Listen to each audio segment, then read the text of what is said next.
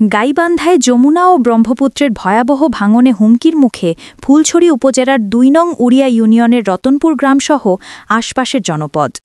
এই ভাঙন থেকে গ্রাম ও মানুষকে রক্ষার দাবিতে আজ সকালে স্থানীয়দের উদ্যোগে অনুষ্ঠিত হয় মানববন্ধন। এবং সুধীমণ্ডলী, আমি সর্বপ্রথমেই নদী ভাঙনের রোধ কল্পে যে দাবি উত্থাপন হয়েছে সে দাবি থেকে একাত্মতা ঘোষণা করছে।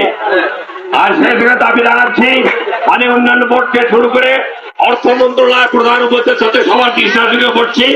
আগে এখানে 5 বিঘার মতো জমি ছিল, আবাদি জমি, এগুলো সব ভাঙে অর্ধেক চলে গেছে। আর কিছু সংখ্যক এখানে জমি অবস্থিত আছে, হয়তো এগুলো শীঘ্রই হয়তো চলে যাবে। আমরা সরকারের কাছে একটা জিনিসে চাই যে আমরা সবসময় যেন আমরা ভালো দেখতে পারি, আমাদের এই নদী ভাঙন প্রতিরোধটা আমরা চাই শীঘ্রই এই কাজটা যেন তাড়াতাড়ি করা হয়। আমাদের বাড়িটা ভেঙে গেলে আমরা কোথায় থাকবো? আমাদের নদীটা অনেক ভাঙার কারণে আমার বাড়িটাও মনে হচ্ছে কয়দিন পরে চলে যাবে। এখন বাড়িটা যদি চলে যায় আমরা কোথায় থাকবো?